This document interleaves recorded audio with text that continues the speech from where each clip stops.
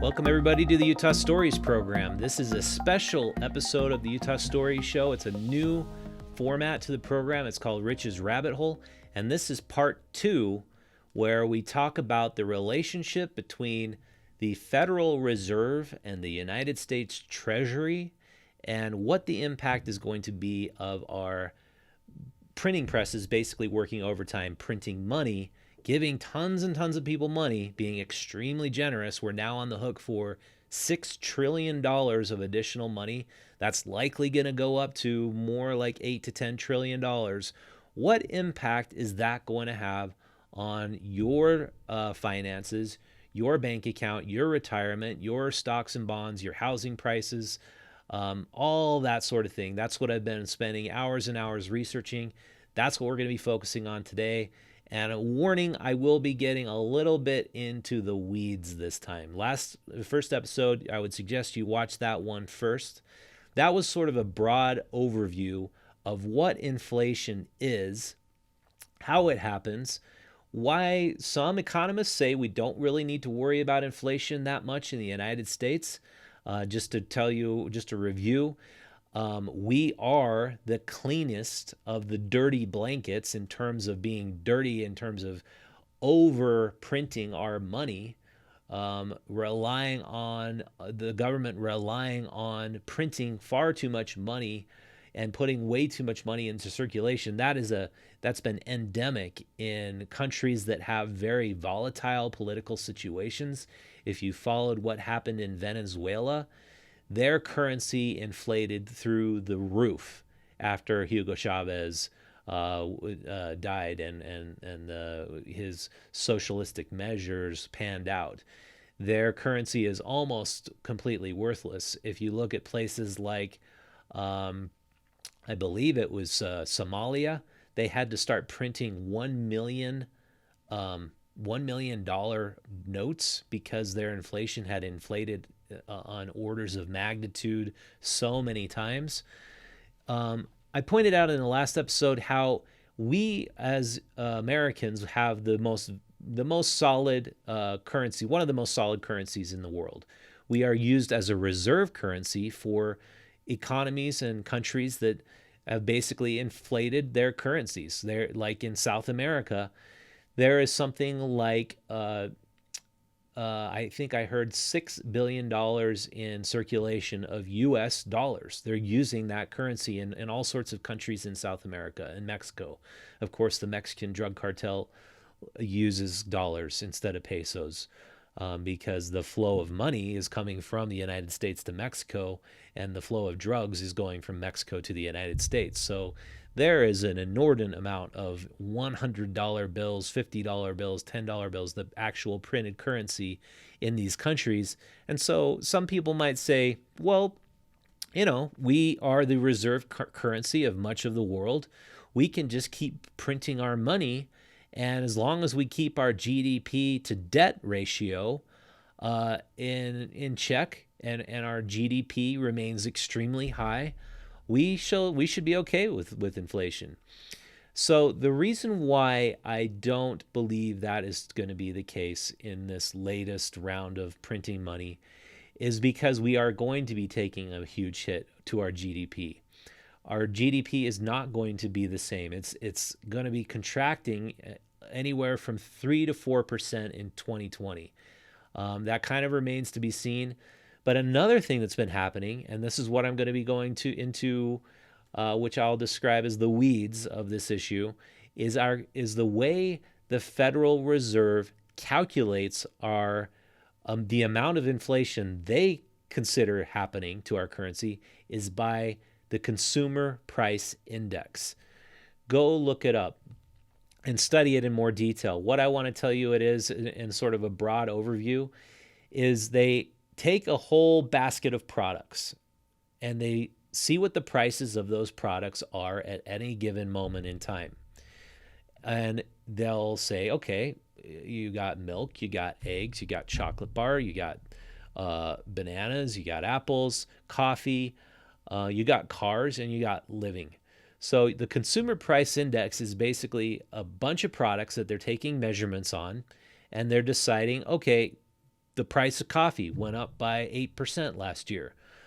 Then we'll consider that to be part of the inflationary picture that's going on. So they were basically doing this in the same way from, I believe, about the 1880s to 1983. And 1983 was a pivotal year in that they decided, you know what, the way we're calculating the consumer price index, it's been making inflation look really bad. And if you know about the 1970s, that was the period where, and the early 1980s, that was the period where we saw some of the greatest inflation in this country that we've ever seen. It was actually caused by shortages in gasoline. We have the opposite problem today. People were lining up for gas. The price of gas was going up through the roof, and that trickled down to all sorts of food items. Prices were going up, and Americans were panicking. So what the Fed did was they increased interest rates. We saw some interest rate periods of 18, 20% to borrow money. That they kept, that was able to keep inflation in check. And that's always been the mechanism that the Federal Reserve, basically the Bank of the United States, has used to keep inflation in check, is by raising interest rates. So the conditions that we've had since 1983 is a 3% average of inflation every year since then. But how have they been able to maintain such a low inflation rate? They keep changing the way they measure the consumer price index. So I mentioned the basket of goods, right? If you're measuring inflation based on toothpaste, on coffee, on apples and bananas and all these products, rather than tracking the same exact product year after year, what have they decided to do is to find, okay, Crest toothpaste whitening formula was $2 last year. This year it's gone up to $2.20. But if there is a viable alternative to Crest whitening formula, they'll use that product instead. That's basically the easiest rule change they were able to make that made it possible for them to tweak the amount of inflation that's actually happening. I would really like to find out how those tweaks have applied to the car market, because that's where I think you've seen the most inflation over the last 10 years is in the price of cars and the prices of housing. What I learned they do with the price of housing in the way they measure it is they only measure housing in terms of rents. They don't measure it in terms of actual home prices and price increases in housing. So it's so insincere and non-authentic if you're not measuring actual housing. Because if you were to move to Salt Lake City today compared to just 3 years ago, and we were measuring inflation on the basis of housing prices 3 years ago with where they're at today, we would be reporting massive inflation. But we're only measuring it in terms of rents. And if you've got viable alternatives for cheap rent, which you can still find, I pointed out when everybody was complaining that there was luxury condominiums renting for $12,000 a month in downtown Salt Lake City. I pointed out, but you could live in North Salt Lake or Bountiful and rent a place still for $800. So you can always find a viable alternative to the most expensive housing in Utah still. And so it's a very insincere mechanism that they're going by. And just to give you a clue on CPI, this is according to the Investatopia website. This is an article they put out on the CPI. The CPI plays a vital role in the determination of real GDP. Therefore, manipulation of the CPI could imply manipulation of the GDP, because the CPI is used to deflate some of the nominal GDP components for the effects of inflation.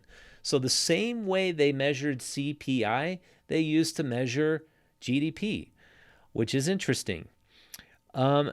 So what does this mean for you and I? if the Fed is essentially cheating on the inflationary rate of our currency.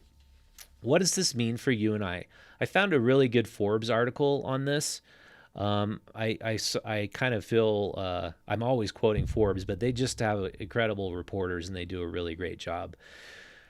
So why does the government want low inflation numbers? The CPI is tied to the incomes of about 80 million Americans, specifically Social Security beneficiaries, food stamp recipients, military and federal civil retirees and survivors, the children's on-school lunch programs. The higher the CPI, the more money the government needs to spend on these income payments to keep pace with the cost of living. However, the same government is about 17 trillion at that time in debt. It's now like 27 trillion. If the CPI is low, the less money the government needs to spend on cost of living adjustments for these people. That's a lot of people. Everybody receiving federal aid, military aid, food stamps, Social Security, Americans with disabilities, and the school lunch program. If they keep the CPI low, they don't need to spend as much money on all of those programs. The government has few resources at its disposal to manipulate the CPI. First, there is the Bureau of Labor Statistics, which operates under a veil of secrecy. They don't, as I said, I wanted to find out how they're calculating vehicle costs. They don't release that to the public. When I asked why, this reporter said, when I asked why, I was told, so companies can't compare prices. This makes very little sense because companies can easily compare prices with the data openly available on the internet. So they don't want to even tell you what their bag of tricks are or show you how they reach these numbers for inflation. So what is inflation in actuality? It's really hard to get a measure on this. The same writer for this Forbes article said while they've been saying it's about 2 to 3%, it is more closer to 5 to 6%. What does that mean? Every single year you keep $1 in the bank, receiving almost no interest, you're losing about 5 to 6% of value on that dollar. It also means that all the Americans who fit in those categories, Social Security beneficiaries, people on food stamps, military, people who with disabilities, all of you who have your incomes tied to what the government reports as inflation, you're actually getting a 3% decrease in the amount of spending power you have year after year. What are the long-term effects of that? Everybody on a fixed income is getting 3% spending power less per year. The gap between the rich and the poor is increasing. People who have actual wealth tied into mutual funds, stocks, and real estate are getting wealthier, while those people who are on a fixed income, who are tied to the government for their income, are getting less and less and less and less. The government doesn't want you to know that this trick is happening, but it's clear that the gap between the rich and the poor is widening. So I want to tell you what you can do in your own life to prevent this from affecting your household and your livelihood. I'm going to tell you it right after I tell you this message from our sponsors. The Utah Stories Show is brought to you in part by the Carpet Barn. So located in South Salt Lake is a giant warehouse, 25,000 square feet, where they get this beautiful, amazing carpet at huge discount prices, and they pass those savings on to you. Go check out the Carpet Barn. Google them, Carpet Barn. Google them now if you need carpet. Go check out their warehouse in South Salt Lake. You'll be blown away by the quality and the prices they offer. The Utah Story Show is also brought to you by Canyon Meadows Grass-Fed Beef. We just found out Tyson Food is closing a lot of their meat processing facilities. They cannot keep open. This will have disruptions to the supply chains of meat. You need to stock up on meat in your freezer, and there's no better way you can do that by visiting and supporting both yourself and the environment by buying grass-fed beef. I've been a proponent of grass-fed beef for years because it's just an amazing product. You'll feel better. You'll do better for the environment. You'll do better for the cows. Go visit them right now at cmrbeef.com. If you happen to call them from your phone, they have a phone number. Mention Utah Stories, and they have a promotional discount to offer you. All right. So, what can you do as a person who is watching inflation happen? We know it's happening to a much greater degree. We know that it's going to happen even more with this $6 to $10 trillion of printing that's happening right now. What can you do to protect your business, your income, your wealth? Well, first of all, I cannot give you specific financial advice. I can give you some guidance. And what I would tell you to do is, if you have a lot of cash just sitting there in the bank, you need to find a place to move it. And I don't believe that we will see a massive amount of decrease in the wealth of the best corporations in America. If you invest into strong mutual funds, that sort of thing, that's a great place to put your money. I think the best corporations in America that have been strong for years and years, they will continue to be very strong. Base your mutual fund purchasing decisions by talking to experts. Do not take the advice of your neighbor, of your friends, or even me. Go learn about it for yourself. I decided to do that a few years ago. People spend less time on their investments than they do watching their favorite television shows by far. I mean, if you're watching TV shows every night, go divert a little bit of that time to just learning about investments and how to protect your wealth. Secondly, if you live in a place like Utah, I can't tell you how good it is to own a little bit of real estate. Try to buy some land somewhere, try to buy a house, try to buy a townhome. I made that decision at a young age, thanks to my family being in real estate. My dad found me a really cheap house that I fixed up when I was 19, and I started doing that when I was 19. And I'm very fortunate that real estate's been my side gig, my side hustle for 30 years now, and it's been great for me because I have rental properties, and when times are tough like now, I rely on that income to keep us going. So those are the two best ideas I have for you. You just cannot keep cash stowed away anymore. You're going to lose more value on that cash than you have ever lost, I think, since the 1970s, or probably perhaps since we had the meltdown before the Great Depression. I hate to say that, but it's really looking that way. Again, I'm not an economist. I'm not an expert. I'm just looking at these things and I'm researching. I'm spending the time to try to find the answers and try to find accuracy. If I'm wrong, if you see anything flawed in my logic, I would love to hear what you have to say about it. I try to find economists on both sides, and I try to understand both sides of this issue, but I do not see in any way, with the way the government's been measuring inflation, the way we have kept interest rates so low for so long to overheat our housing market, to cause so much inflation in the housing market, that inflation won't continue on an extremely rapid pace. All right, and that concludes this episode. There's a lot of notes that go along with this program. There's all the sources of my research.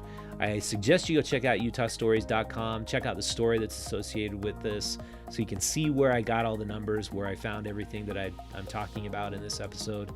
And if you happen to like this Rich's Rabbit Hole format, where I dive into a topic and I do this research, let me know, because it's something I absolutely love to do.